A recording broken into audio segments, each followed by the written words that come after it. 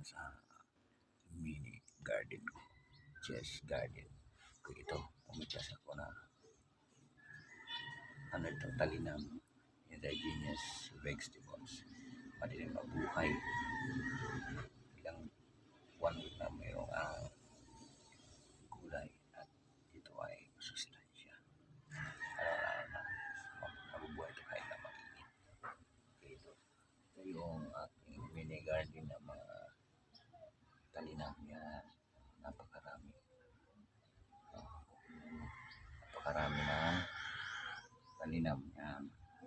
At meron akong tanim ng mga ampalaya. Ito ay second batch, gumagapang pa lang.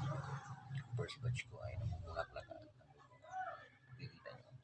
Ito, tingnan nyo yung ginawa ko. Yan, dyan sila gagapang at mamumunga. Meron na silang gapangan.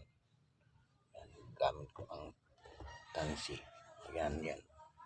Yan ang first batch na tanim ko ng palaya at namumulaklak at namumunga na. Yan. Okay. Yan.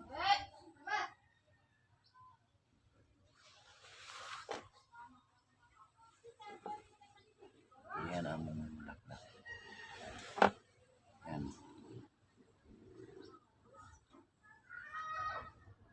Mayroong 7 puno na second batch na palaya. Pag kumapang ito at kumami, sanga-sanga,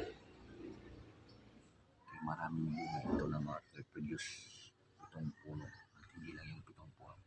Dadami yan, dadami. Kasi nagasangay na siya. Tingnan nyo. Napaka laki na.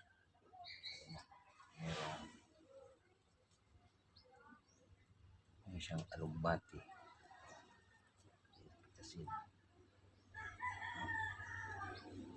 meron din yung alugbati. Kasi para dumami siya, magsanga-sanga. Ito naman ang mga tanim ko ng mga sibuyas.